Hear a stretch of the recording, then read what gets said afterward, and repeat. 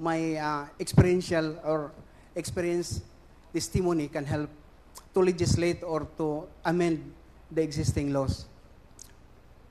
For 12 years, Your Honor, Mr. Chair, I am Police Officer 1, Patrolman.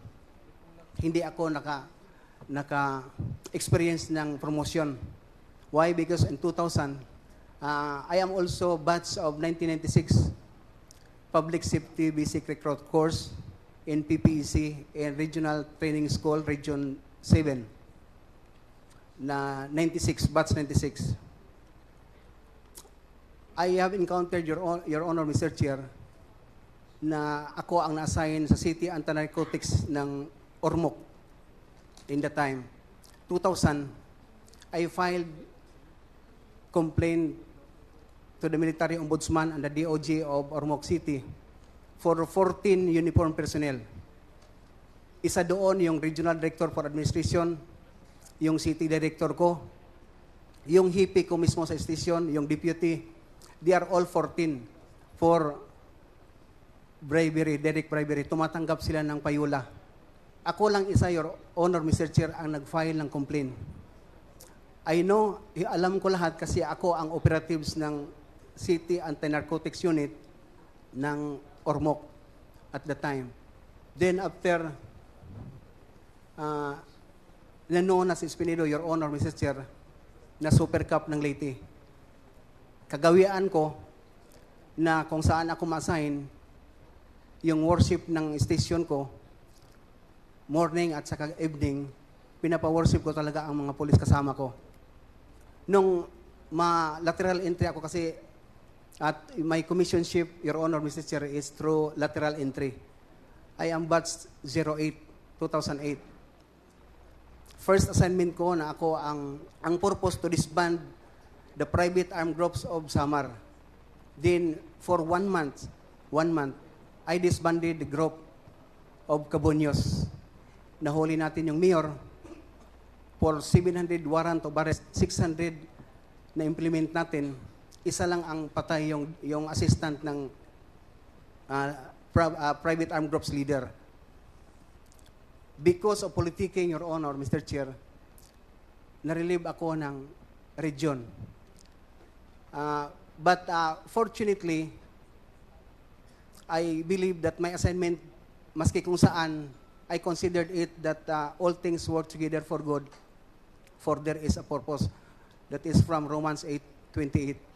So tinanggap ko, at saka nung ma-assign as Regional Director si Brigadier General Acer Dolina, na-request naman ako, Your Honor, Mr. Chair, na mag-lead ng Regional Anti-Illegal Drugs Special Operation Task Group ng Region 8 for 2014-2015. For 2 months, na-disband natin ang grupo ng isang drug lord na kompetensya ni Kerwin Espinosa at the time. We apprehended 60 to 70 mga malalaking pusher. Isa lang ang patay, yung drug lord mismo. So, instead na yung regional director ko nagtawag sa akin personally, Your Honor, na may spot promotion, pero ang nangyari, na-relieve ako sa Mindanao. Nung ma-relieve ako, ang rason, Your Honor, Mr. Chair, instead of appreciation, because of politicking again, Your Honor, Mr. Chair. So, yun ang mangyari palagi sa akin. Tinanggap ko din, but for 6 months, when I was graduated and Police Intelligence Officers Course, schooling namin sa Cagayan, nanalo na ang previous administration. Si President Duterte na ang naging presidente 2016, na Chief PNP Chief PNP Bato de la Rosa. Nakatanggap na ako ng call, Your Honor, through Chief PNP Bato de la Rosa na ako requested ng Leyte, particularly in Albuera, through the mayor of incumbent mayor, Mayor Johnny de la Serna, nasabi si Chief PNP Bato na nandito sa opisina ko sa Davao, nagpunta, kaya ikaw ang requested, kaya ikaw lang ang kinakatakutan ni Kerwin Espinosa. So ako, Your Honor, taga Leyte, so parang akong, I am very impressed and happy for that information because makauwi na din ako sa amin. But yun na, Your Honor, Mr. Chair, nung ma-assign ako, siyempre, ang instruction, si Kerwin Espinosa, i-disband. No? Kasi siya ang nag-proliferate ng drugs doon sa Albuera, sa Region 8. So, nung ma-assign ako, for only 18 days, for 1 month, na-disband natin ang grupo ni Kerwin Espinosa na nag-surrender yung papa niya for protective custody 1 month, nandito sa atin para na sa star witness, maging star witness natin. Fortunately din, si Kerwin Espinosa nahuli sa ibang bansa. For my 6 months na nahuli natin, nakakonfiskate tayo ng drugs for 14 kilos, more or less, yung baril na 60 to 70 pieces na long and short firearms, walang namatay sa operasyon ng illegal drugs. Because of Senate hearing, Your Honor, Mr. Chair, si Kerwin nagsasalita sa Senate. And before nagsalita si Kerwin Espinosa, may reporting ako sa office ni PNP Bato the day before the Senate hearing. Doon mismo, Your Honor, Mr. Chair, nakarinig ako kay Senator Bato na ako involved ng drugs. Sabi daw ni Kerwin, tumatanggap ako ng 20,000 per month na na-assign ako sa Davao. That is the first time, Your Honor, Mr. Chair, na paluha ako, nagtingin kan Sir Bato, na nasali na yung pamilya ko, yung buhay ko, na disband na si Kerwin Espinosa. Why I am here, sir? Para mag-report sa iyo na accomplish ang trabaho. Although hindi sa akin yung responsibility na namatay si Mayor. But sabi ni Chief PNP Bato at the time, na hindi nandito si Colonel Ferro. Colonel Ferro, sir, is head at the time of anti-illegal drugs group. Pidig na ngayon. So, kinonfirm ni Colonel Ferro na ako daw tumatanggap. Sabi ko, saan man si Kerwin, sir, hindi din ibigay sa akin si Kerwin ni isang bisis, isang minuto na si Kerwin ibigay sa akin nung mahuli si Kerwin, when in fact ako ang team leader ng folder ni Kerwin Espinosa. So nagtaka na ako, Your Honor, Mr. Chair, but I believe in God that the truth will set me free. When doon na sa Senate, Your Honor, Mr. Chair, kinukross na si Kerwin Espinosa, stated sa documents naman, na sa lahat ng tanong ng mga senators at the time, na lahat ba tumatanggap ang tanong, ang sagot ni Kerwin Espinosa, hindi lahat, sir, maliban kay Sir Espinido, na instead na hingian ko siya ng bank account, isend sa akin yung Bible verse. So, na-impress ako yun, but disappointed because alam ko na si Kerwin, magtanggap talaga yun na totoo kasi nandyan hinawakan nila si Kerwin Espinosa at that time, Your Honor, Mr. Chair. So, nagkataon, may trust tayo sa Panginoon na hindi talaga totoo, so nangyari na hindi totoo.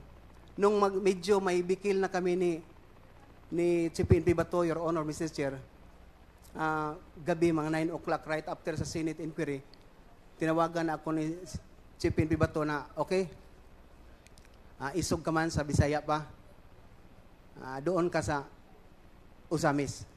Tingnan natin. So, maraming nagsabi, Your Honor, Mr. Chair, na kung ako magpasahin ng Usamis, patayin. Kasi ako ilagay sa baba ng buhaya.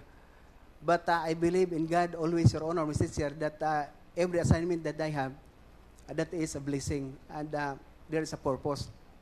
Pinuntahan natin, Your Honor. They think na hindi makaya kasi parang in-underestimate lang yung pagkapulis ko because number 1, lateral entry ako. So, ganun ang mga nangyari, Your Honor, Mr. Chair, sa kunting information na ibigay ko sa inyo ngayon. But to tell you to end, ako, Your Honor, Mr. Chair, hindi lang biktima ng rubber hold-up, extortion, biktima pa ko ng destabilization ng karakter ko. Ako ang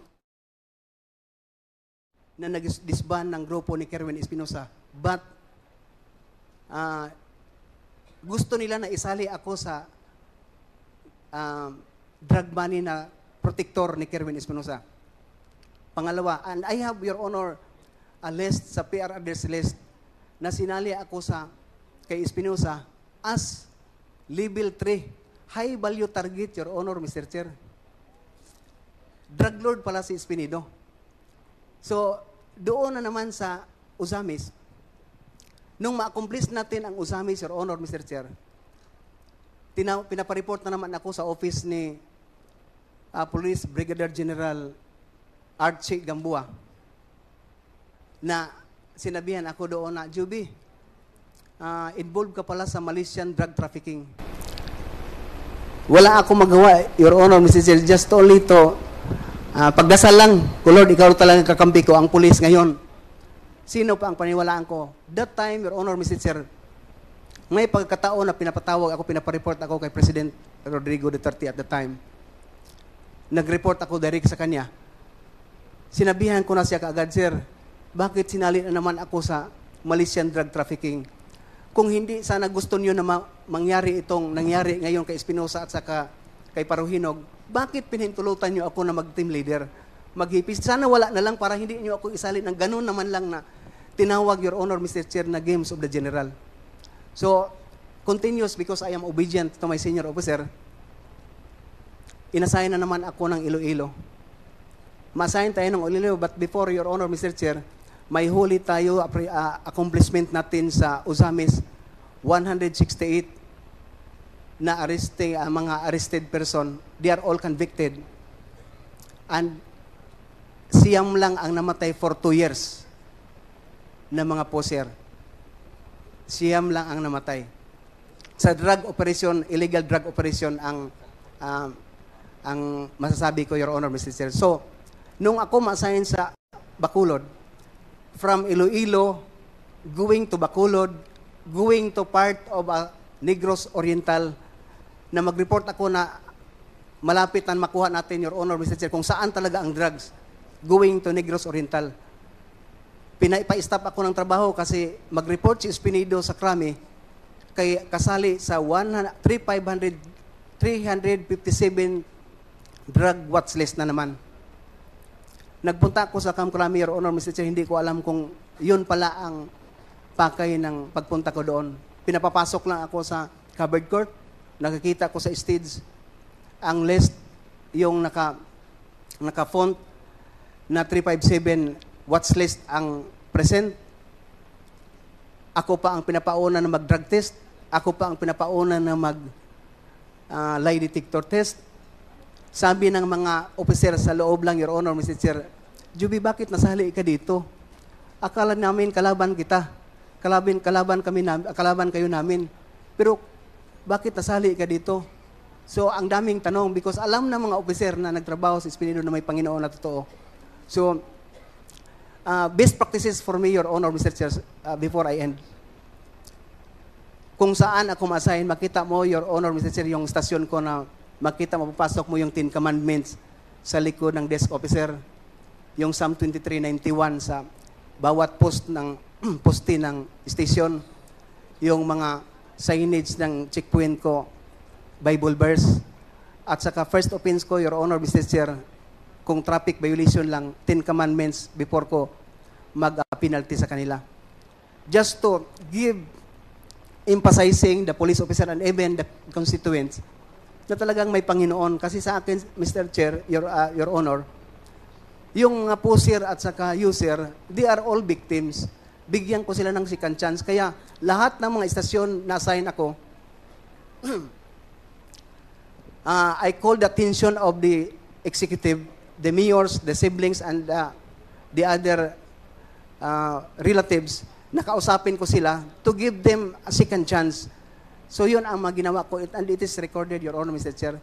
So thank you for the time, Your Honor, Mr. Chair. And before siguro mag-in ako, sabi ko pa nga, I would like to distribute my sworn statement to make you have a perusal and reference.